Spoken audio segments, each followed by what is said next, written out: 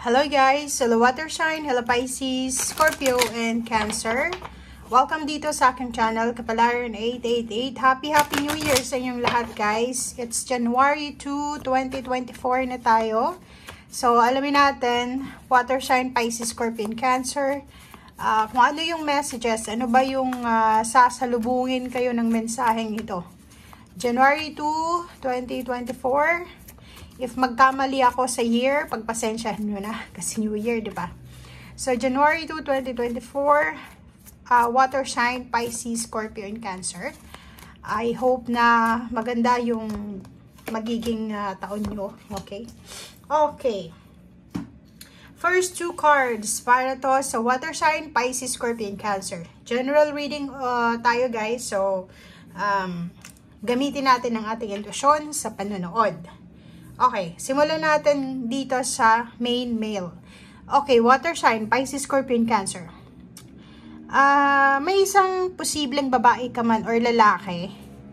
It's either in a relationship ka or single. May gustong pumasok sa buhay mo. Babae ka man or lalaki.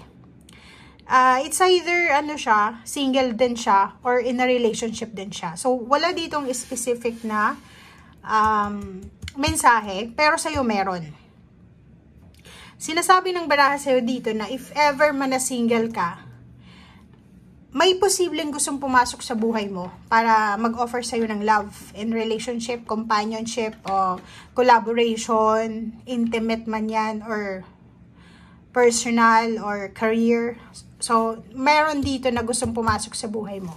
Gustong pumasok para makapagsimula ng journey, kasama ka. Okay. Ano ito? Ito ay posibleng partnership. Partnership sa negosyo. Like for example, may talent ka. May gustong mag-invest sa talent mo. May kakayahan ka, pero wala kang budget. Wala kang kapital. Negosyo. Gusto mong magnegosyo. And etong taong to ay posibleng pumasok sa buhay mo. Hindi naman sinasabi ngayong January 2 exactly siya papasok. Pero ang reading natin, since it's daily tarot reading, pwede siyang mag-resonate the whole year or every day. Diba? So nakikita natin dito kasi may judication eh.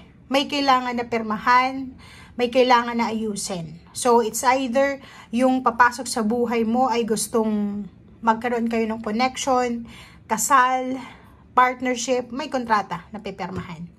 Okay? And nakikita natin dito na between ano to, lalaki, babae, or kung ano man ang gender mo, may tao sa gitna. So, pwedeng siya ang judge, pwedeng siya abogado, or pwedeng siya yung magsasettle na kung ano man ito na pag-uusapan yung dalawa. So, paki-comment sa comment section dyan, Water Sign, Pisces, Scorpio, and Cancer, if ever man, na may ini-expect kayo na darating sa buhay mo. Like for example, naghihintay ka ng kontrata, naghihintay ka ng offer, or pwedeng unexpected encounter to sa isang individual na hindi mo naman kilala, or dati mo nang kilala. Okay? So, yan. Water Sign, Pisces, Scorpio, and Cancer. Okay. January 2. Oops. Okay. One card, Bright Future. Number 6. Wow! So, eto na siya. Diba? So, it's a confirmation dito sa partnership na to, dito sa collaboration na to. Posibleng kilala mo na siya or hindi mo pa kilala, pero ang taong ito ay gustong pumasok sa buhay mo para maging parte ng buhay mo. It's either maging kaibigan mo, karelasyon, ka-business partner, ka-teammates, ka-workmates, kaibigan, kapitbahay, or kano pa man. So, kung makikita mo dito may freedom. Freedom plus hermit. Bright future. Water sign. 6. Balance. The darkest hour is just before the dawn. So, wala na. Iiwanan mo na or iniwan mo na doon sa nakaraan. Sa 2023, 2022, 21, 20, or sa mga taon, buwan, or araw na lumipas, kung ano man itong makailangan mong iwanan. Kasi nandito na yung pag-asa eh. Nandito na yung bright future mo. Nandito yung illumination. Nandito yung awakening. Nandito yung freedom. Nandito yung liwanag sa end of the tunnel. So, ibig sabihin yan, Water Sign, siguro today, January 2 is the mark date siya. I-mark mo yung date na pwedeng ito yung simula ng magandang hinaharap. Bright future para sa'yo. Wow! Alam mo, ang ganda ng barahan mo. Sobra. Promise. Okay. Tingnan natin dito.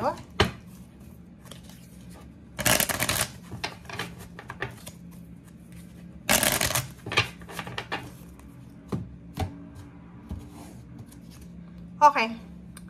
Wow. So, it's a change. Okay? So, itong the tower mode na to, guys. Ito yung parang fear. Ito yung mga takot nyo eh. 'Di ba? May iba sa inyo dyan na ayaw subukan yung pagbabago sa buhay nila. Like, maraming mga ino-offer ang universe na changes, like transformation sa buhay nyo. But, meron kayong pagdududa sa sarili nyo. Meron kayong konting, anong tawag dito? Hindi siya pagdududa. Worries, doubt, 'di ba? Parang gano'n. Nagdududa kayo sa kakayahan nyo. Nagdududa kayo sa pwedeng mangyari. Like, may iba sa inyo, water sign, Pisces, Scorpion, Cancer na gusto yung magsaya, gusto yung mag-celebrate, gusto yung, alam niyo yun, ang dami-daming blessings na dumating, na nangyari sa buhay nyo. Pero, minsan, parang nare-realize mo na hindi ko naman deserve ito. Parang gano'n. Question mark. Comment down below if yun yung feelings mo minsan. May iba sa inyo dyan na may blessings na dapat i-celebrate, pero mas preferred nyo yung yung silent lang, 'di ba? Parang wala lang, kalmado lang ako ngayon. Kahit may blessings ako, kahit umaapaw yung cups ko, kahit maraming biyaya, basta kalmado lang ako, parang ganun. Kasi natatakot ka eh.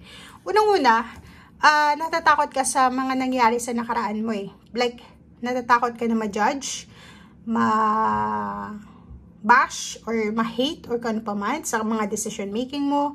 So, nandito ka sa fear. Nandito ka sa, parang yun yung sinasabi siya ng baraha. Ang dami-daming chances, possibilities na may magsimula sa buhay mo, pero natatakot ka eh. Baka may masabi yung mga kapitbahay mo, relatives, friends, or baka hindi nila magustuhan, or baka mainggit sila. So, yung decision making mo, like yung mga choices na ginagawa mo since before, ay parang depende sa kung ano yung sasabihin, kasi ayaw mong makasakit ng ibang tao. So, nandito na yung Hierophant. So, yung Hierophant dito is may mga possible na advices, diba? May mga advices, may mga tawag dito, may advice dito na advice, support, na pwedeng dumating sa'yo. Like, pwede din na criticism siya, constructive criticism. And, eto ay tungkol sa future mo. Kasi bright future to, future din to, hopes and dreams. So, sinasabi ng barahan na, simula sa araw na ito, especially sa Pisces, yung iba kasing Pisces is, kahit nakikita na nila yung blessings, parang, sila, guilty sila na feeling nila, hindi nila deserve yung blessings, parang ganun. So, if ever man may blessings kayo sa araw na ito, sa susunod na araw, claim it 100%. It's yours, diba? Nasa genes mo yun eh, sa genetics mo, so nasa yun eh, it's your destiny, diba? So, yun. Kung makikita mo dito, maraming susuporta sa'yo. Missing in action ka. By the way, missing in action ka. Parang maraming naghahanap sa presensya mo. Maraming nag-iisip, bakit kaya wala tayong balita kay Pisces, Scorpion, Cancer? Ano na kayong balita sa akin? So, parang ganun. So, sinasabi ng bara sa'yo dito na nasa, tawag dito, nasa hermit mode ka ngayon eh. Nasa mode ka ngayon na walang nang dapat patunayan. Diba? Parang ganun. So, yung pagpasok ng January sa'yo, ng 2024, especially January, parang iniisip mo, bakit pa ako, bakit ko ba ipapakita sa mga tao kung ano yung blessings ko? Bakit ba kailangan kong i-justify yung sarili ko eh? Wala naman akong dapat patunayan. So, nandito ka sa hopes and dreams mo. Sinasabi ng baraha mo dito na maraming magagandang mangyayari sa'yo sa future, pero yung excitement na nararamdaman mo, nasa sayo lang yun. Hindi mo sinishare eh. Kasi, wala eh, parang na-trauma ka, na every time sinishare mo, may naiinggit, may nagagalit, may mga taong hindi masaya. So, mas preferred mo na kinikip mo na lang yung blessing sa sarili mo, sa immediate family mo, like sa asawa, sa anak, yun lang, sila lang yung nakakaalam, kasi ayaw mong may maingit sa'yo. Tingnan mo to, oh. Ang sa ilalim niya is bright future. Future, future, future. So, it's 3 cards na nagsasabi sa iyo, Water Sign, Pisces, Scorpio, Cancer. Looking forward sa future mo. Hopes and dreams. Punong-puno ng pag-asa yung future mo. Maraming support system. 'Di ba? Maraming gustong pumasok sa buhay mo para suportahan ka. Para maging kaibigan ka. Para maging parte ng buhay mo. In bright future, wala na yung darkest hour eh. Tapos na sila.